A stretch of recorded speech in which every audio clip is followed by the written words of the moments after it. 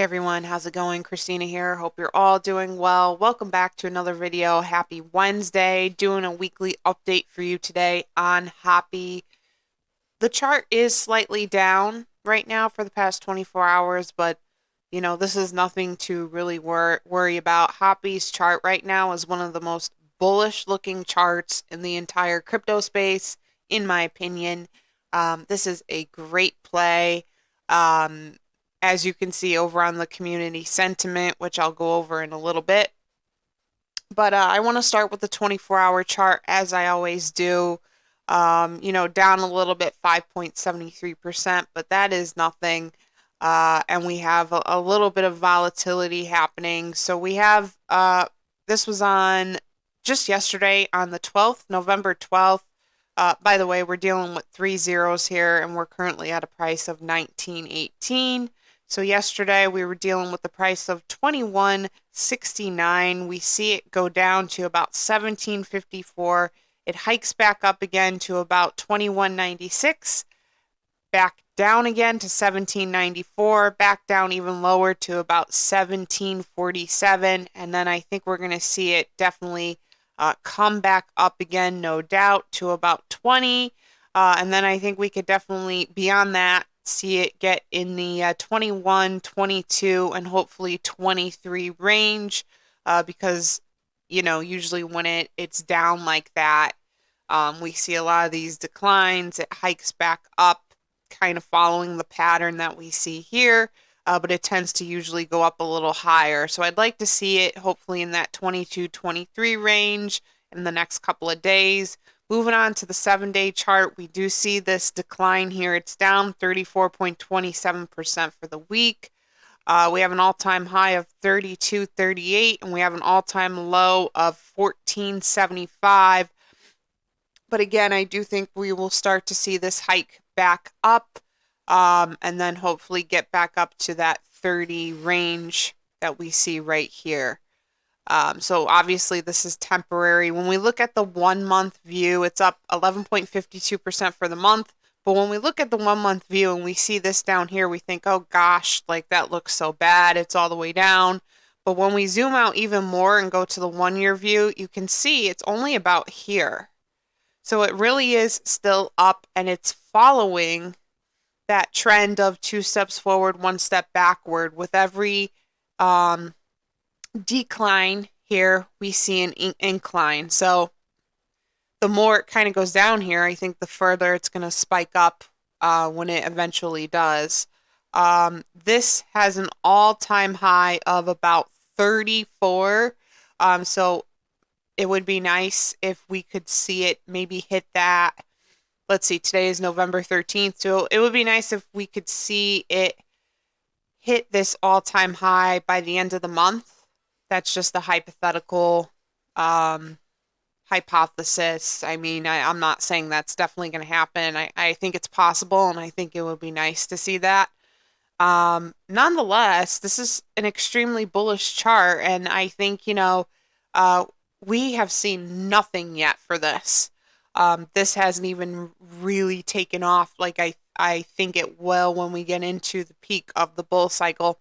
I also saw this great post on X yesterday, and I reposted it for anyone who would like to see it. But it was someone basically just talking about the phases in the bull cycle: phase 1, phase 2, phase 3, phase 4.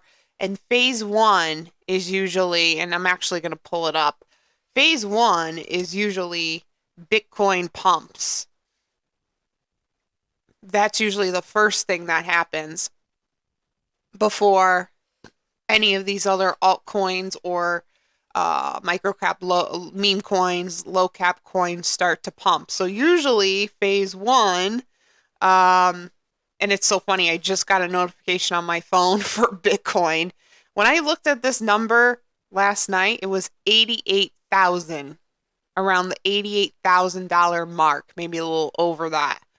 Overnight, we're up. We're literally up.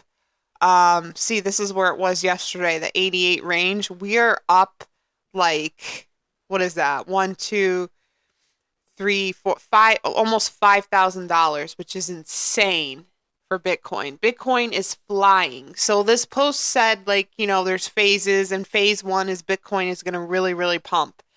And it is. And, I think this is a reflection of also post-election, that kind of stuff. But, I think we're barely into phase two yet, which I forgot what he said. Let me pull up the post so that way I could actually read it to you guys because I reposted it. For those of you who follow me on X, you could check it out there. Um, Let me get to what he said here. Okay.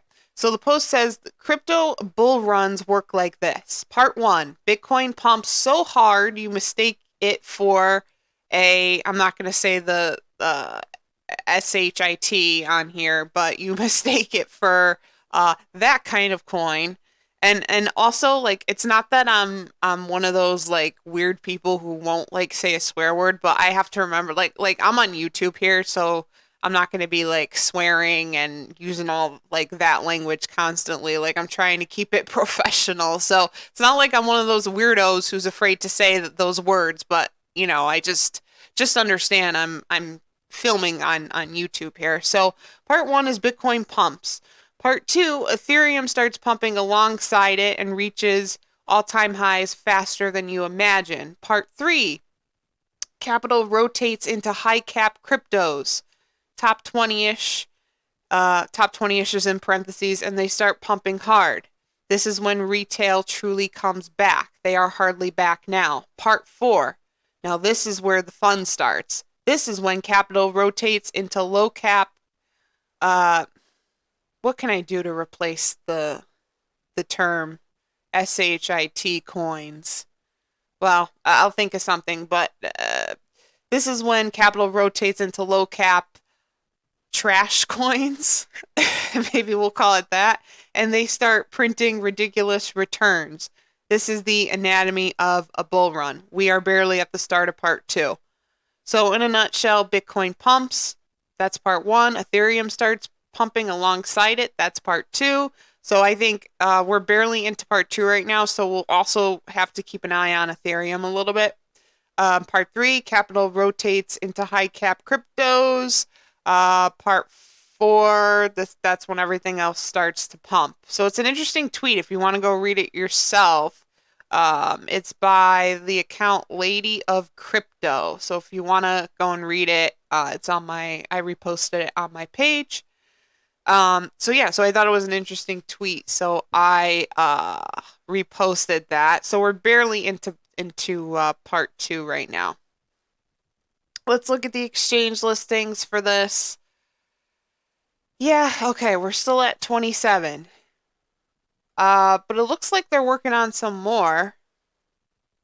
That is my only thing with Hoppy. I think, and I hope by the end of the year, as we get into the end of November, into December, and then into 2025, we start seeing some more exchange listings. What did I cover yesterday? I think it was Miro. Miro has like 10, 11 pages of exchange listings. Hoppy only has 3, but Hoppy's doing way better price-wise, chart-wise, with not a lot of exchange listings. And Miro is doing okay, but taking a while to kind of gain some momentum. And Miro has all kinds of tier ones already. So it's just an interesting comparison. And I don't think there are any similarities really to Miro or Hoppy. Totally different categories in terms of price points, but I just thought it was interesting how, Hoppy is doing so well with such a low amount of exchange listings, but I don't doubt they're working on it. And it's not an overnight thing, exchange listings. It takes a lot of hard work and a lot of time and effort to get them. So I am sure the developers are working on it. Want to look over here quickly to the community sentiment. 94% of the entire crypto community, or at least a good chunk of it, is bullish on Hoppy, with a small percentage of 6% being bearish on Hoppy. That sounds about accurate to me. Let's move on here to my price prediction. It hasn't changed too much. I think it's definitely on its way to the top. I think we could see this hit about a $5 billion market cap towards the end of 2025, might even get there sooner. And that would put it in a price range of 1 cent to 5 cents. So 1 cent to possibly 5 cents. That's a $5 billion market cap. That's my price prediction. Feel free to leave your thoughts in the comment section. Would love to hear from you. And I will keep you covered on this as I always do each week. Just a few things before I end this video as well. I am now partnered with Tangent Hardware Wallet. If you do not have cold storage for your crypto assets, you really should get some. In fact, I did a poll yesterday. Let me go over here to my page. And I'm gonna let this roll a little more because it's only got 22 votes so far, but 64% of you said that you use cold storage for your assets, which is great. I knew that percentage would be higher, but 36% of you said you don't. And that's a little high for my liking, 36%. That should be like 1% or like 5% at the most. I would really love it to be 0%. But what I'm trying to say is it's extremely important that you have cold storage for your crypto assets. It's just a safe and secure way to go about crypto investing. Hot wallets are extremely hackable. It happens every single day.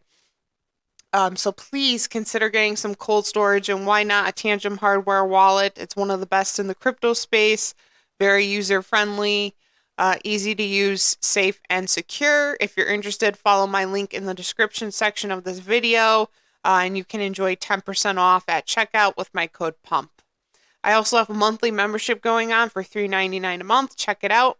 Merch store is up and running. Check that out. And of course, if you made it this far in the video, thank you so much for watching. Please like and subscribe. It is so appreciated. And I'll see you all in the next video. Thanks, guys.